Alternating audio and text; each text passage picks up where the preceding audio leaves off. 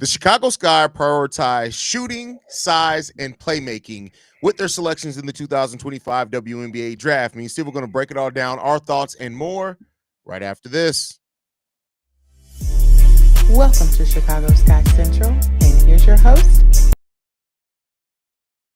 What's going on, Sky fans? Welcome to another episode of Chicago Sky Central, your number one spot for everything Chicago Sky related. I'm the host here, Haize, joined by Stevo. What's going on, Stevo? Yo. All right, let's get to it, man. The Chicago Sky have made 4 selections in this draft. We're going to go in the order that they were drafted by the Chicago Sky and our thoughts on it. The Chicago Sky, with the number 10 overall pick, decided to draft Ajsa Sivka, this small forward, power forward combo, only 19 years old, which, as we said, you don't typically run into a lot of players that young in the WNBA draft because of the rules of coming in. This is a lady who can put the ball on the floor, can play either forward position, can shoot the ball, is a pretty solid defender as well. How do you feel about this selection, Steve-O?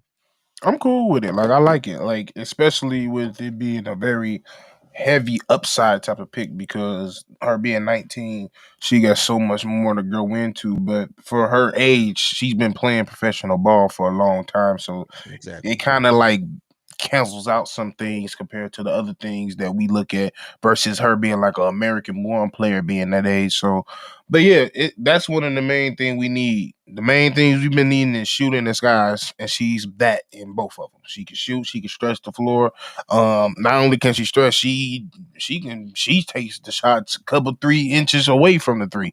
So she's very comfortable making an outside shot, and she's shown that she could put the ball on the floor. That's probably maybe her weakness, but it's still showing that she's able to.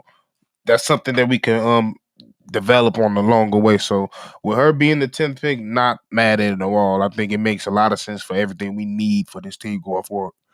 Yeah, I mean, it's a smart pick. I think when you look at, because the way that I like to look at all these picks is the framework of how they look in the future, right? And Aicha, I believe is how you pronounce it, Aicha. It was Asia. Aicha, the way that she plays and puts the ball on the floor as a forward is really good. And you look at now having a front line potentially. Keep in mind, we already had a great size on the front line with just Angel and Camilla. You now add a 6'3" forward as well, who can bring your long-term 3 with that.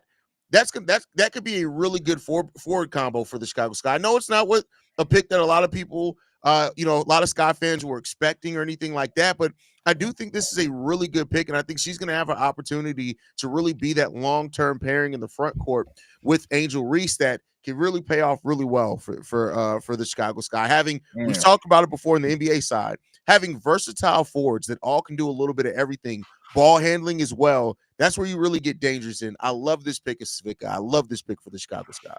Yeah, she kind of reminds me of Elena Smith a lot. So, and she was sorely missed when we traded her to Minnesota. So, I like the move. Like I said, I think it fits everything that we need.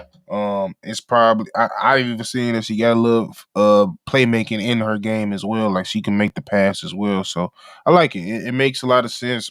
Angel typically plays well with somebody next to her that can stretch. We seen how she was able to work with Lexi Hall and Unrivaled.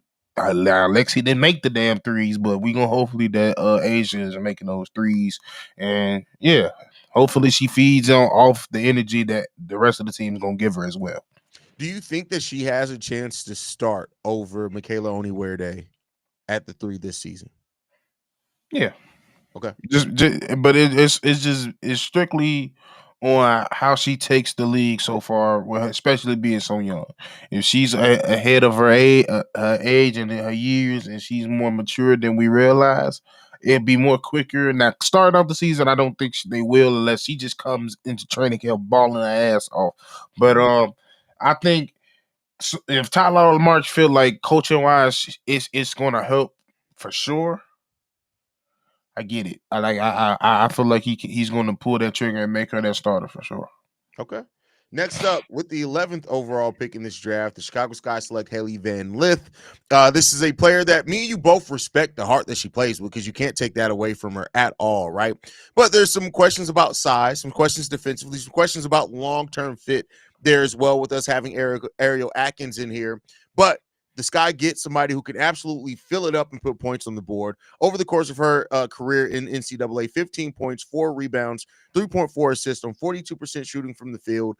Last year, she shot 45% from the field, 33% from three, taking 5 threes per game, which was the most of her career in NCAA. Question here is, can she turn into a point guard? Is that the role that they see for her? Last year was the highest number of assists she had in college at 5.4. How do you feel about Haily Van Lilth here? I still don't understand it. Like I get like everything she's good at, but I didn't necessarily think a combo guard was needed based on what the players that we had and the players that we trade for. Like people also forgetting that we got Kia Nurse on this team. We picked up Rebecca. We picked up some guards still on this team. So to pick up somebody that's probably not even the best, still wasn't one of the best combo guards in the draft. Like don't get me wrong, like I said, I like Hailey. I think if you get her in the right system, in the right place, she can be well on your team. But for her to be, she's the type of player like down the road, you seeing her as a second to three option. And I just don't know if she's that type of player. Like she's a good combo guard, but like I said in the draft, if you're gonna be a combo guard in this league and you're gonna make it, you got to be a hell of a combo guard, and that's Enrique's, that's Alicia Gray's, or you gonna have to pick up a stitch, a stitch like Courtney Williams, when she's could play make, but she can make that midi. Like to me, it's just there's nothing that she's 100% very good at on the offensive side. It's nothing like you could just, okay, I know she's going to do that. If nothing else she can do that. Scoring is supposed to be that, but she's iffy depending on how you guard her, and the way the guards is going to guard her in the league. It just must to be seen. So, hey, I like I said, I felt like she went somewhere else, it would make more sense. But if you're taking a huge fucking gamble on Hailey being your guard of the future, that's all I'm saying. And the Chicago Sky they're going to have to figure out this guard rotation. We have 10 guards as it stands right now on the roster. Now, not everybody's going to make it out of training camp. We know that, but you know that Kia Nurse probably going to make it out of training camp. I don't see a world in which she doesn't, right? We signed her for a reason. Rebecca Allen going to make it out of training camp.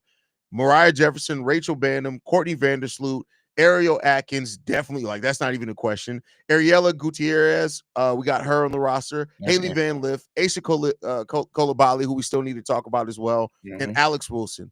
10 guards on this roster. That was my thing. Like, if we was gonna get guards, I thought it was gonna be a guards that could just shoot, or they could play, make their ass off, and she was neither. So that's why I was so confused about it. But like I said, you Jeff, you just better be fucking right. But to me, this is like I people saying in the chat, I think it's a little bit of a money grab as well. Yeah. I mean, and it really comes down to, I mean, you got Sluty in here for at least this year. So you're gonna bring Hailey Van Lilth off the bench, which I do think right now is a better role for her, because she is not a straightforward point guard as it stands right now. She can play point guard, but she's not a point guard. I think that people need to realize those are two very different things. But how she learns on that learning curve this year is going to be very important to that. I mean, if you're looking for a positive as well, the fact that she did average the most assists in her college career last year, maybe is a sign that maybe she's starting to realize she needs to be able to pass and facilitate a little bit better too. But we do have really good passing all over this team. Camilla could pass, Angel could pass, Svitka could pass, who we just got.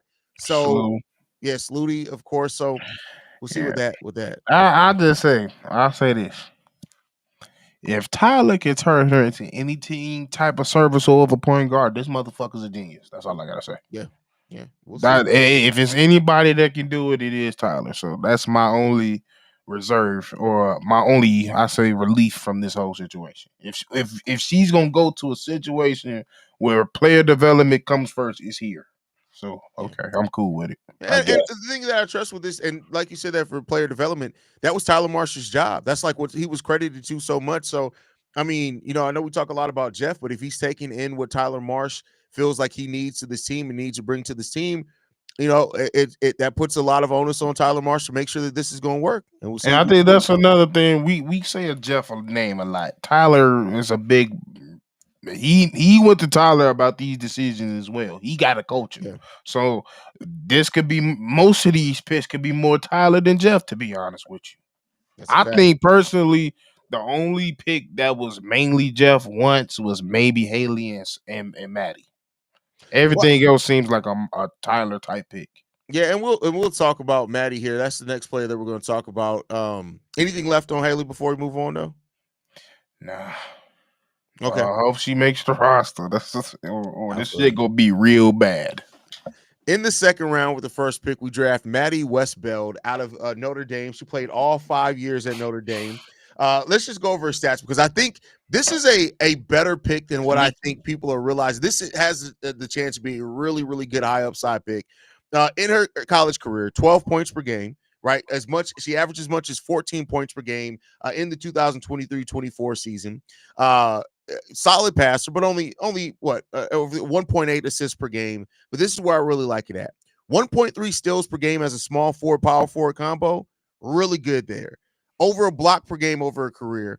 2 turnovers per game. She doesn't turn the ball over a lot. 34% from 3 over the course of her college career. 46% from the field. And she shoots 73% from free throw range. I like this pick the more and more I learn about her. Maddie has the chance. I know I talked about Svitka being the long-term 3 here, but Maddie's going to have the opportunity to really play maybe 3 positions. I can see her playing for small Three, ball four, 5. We won't five. have to need her to right now with Elizabeth Williams still on the team. But Maddie has that chance to be that Swiss Army knife off the bench to play both forward positions. How you feeling about her? Yeah, I think she's stepping into the role right into like a Isabel Harrison role, and Yeah. she's way more fitting for that. The injuries concern is it's not that high. I mean, I think that's one of the main reasons why she dropped so low. I think if she played a full season, she probably been a top 12 pick for the most part. But yeah, she can stretch the floor. She has good sound footwork.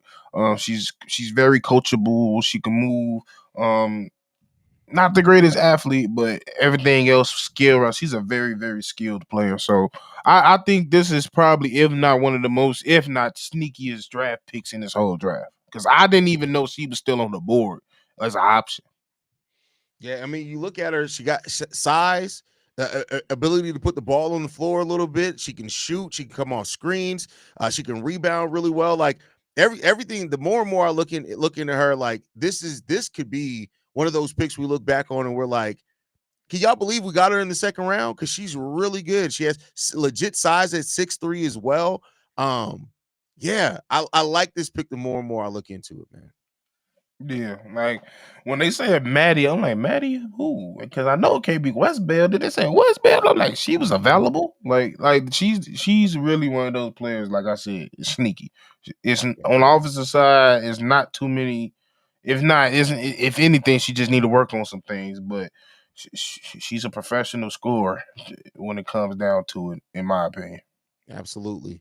The last pick that we made, Aicha Coulibaly, out of Texas A&M, 13 points per game for collegiate career, 5.7 rebounds, 2 assists, 44% shooting from the field, 21% shooting from 3. So not really a threat to stretch the floor. She's listed as a guard, but she's 6 feet tall.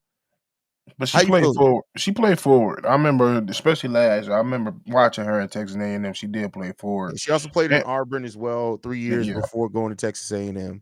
yeah. So she played against with 2 coaches I do like. So I know she's well coached. She plays hard. Defense is a staple for both of the teams that she played for, especially Auburn. So it to me is just like, yeah, Michaela, stay on your game because your carbon copy is coming because she's literally a carbon copy of her. I think the only thing Michaela has on her that's gonna help is she's a better shooter. Which, I mean, it's not like Michaela's a consistent shooter either, too. Yeah, So, yeah, yeah. right, exactly. But yeah, I do think it's gonna be tough for her to make the roster. But if it is gonna be the roster, it's definitely gonna be the defense that's keeping us on the roster for sure. Yeah, the defense is maybe what keep her on the roster. I mean, second round picks, some first round picks have a hard time making the roster I as love her in as well. transition though. Yeah, I mean, yeah, she's solid, right? It's not anything you're looking at and saying like you said, she's gonna have an upward battle to face to make the roster, but you never know how things are gonna go. She is a very tough player. and that sometimes gets you over there. She comes from Texas A&M, where they live off the grind there. So we'll see what she can bring there. If that toughness is what can get her over, but she's going to have to come in, if she's even healthy in training camp, and really fight to make that final roster spot. Yeah, I'd be shocked. We'll see. Overall, though, Stevo, what are your thoughts on the draft night for the I Chicago give Sky? it a B minus. I give it a B minus because outside of one pick, which is the 10th pick, I feel like it cleared all the needs that we needed. Yeah. So I give it was a solid draft. Yeah, I mean it was a functional draft, and I don't mean that to be slight, but they, like you said, they got, when you look at, if you came in with check boxes, right, and not looked at players as those check boxes, that's not what I mean. But if you looked at skill set and holes that was on this team as far as skill, the Chicago Sky addressed most of those, and you got to give them credit for that, right? Like, it's when you start looking at certain names, that's when they may fall off to what names you wanted to see and things like that, and that happens. It is what it is there. But they've done a really good job, I think, at filling out needs that all make sense for the team. And now at this point, we just got to see how they're going to continue to develop it, man. No, that's the exciting part, and that's overall the stressful part. And we got to talk about this as well. Where as of stands right now, until we see these ladies play, where do you think potentially is one of the biggest misses for the Chicago Sky, as far as a player that you're not really, we already know that we're not as high on Hailey, but like as far as the Sky not picking up that player? I feel like, and even if I know people gonna be like, she got picked already. It was Sanaya Rivers. I feel like she was the dark horse of that whole draft, where I told people, don't be surprised that she's the best person out this draft. So like, I wouldn't have been upset if we would have lost one of these picks to trade up to get her. Yeah. Besides that, I can't say the ones I wanted, because everybody that I want dropped. And and dropped significantly. So it's something I'm not seeing. And of course, they're hands on. They've been watching way more things than I have. So yeah, I think if anything, it was Sanaya. Yeah, that was the one too but like you said, she was off the board. So I'm not gonna hold that against him, because she was off the board by the time we picked. But to me, I'll say this. To me, it was still Papao. I think that she's just such a drop.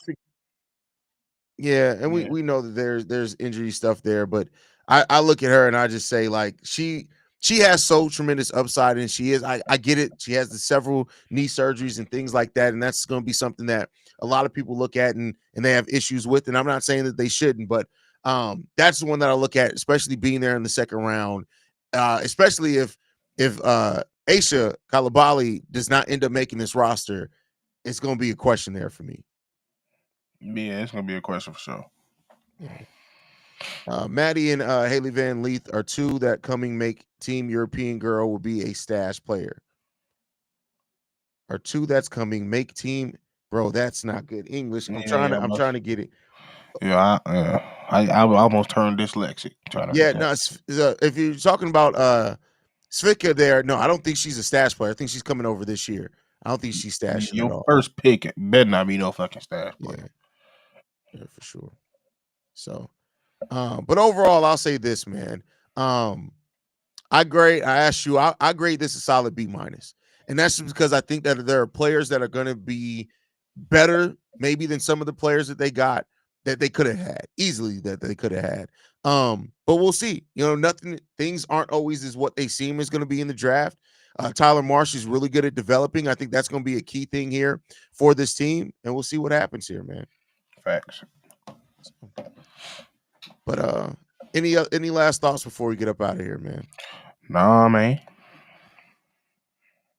All right, cool. Well, thank you guys for tuning in, man. We are back on with content. We know training camp's going to be a couple of weeks away. We're only a month to the first game, so there's going to be some things happening. We're going to hear more and more about the draft and the selection and what they think. Training camp's going to be fun to see who makes the roster, who doesn't.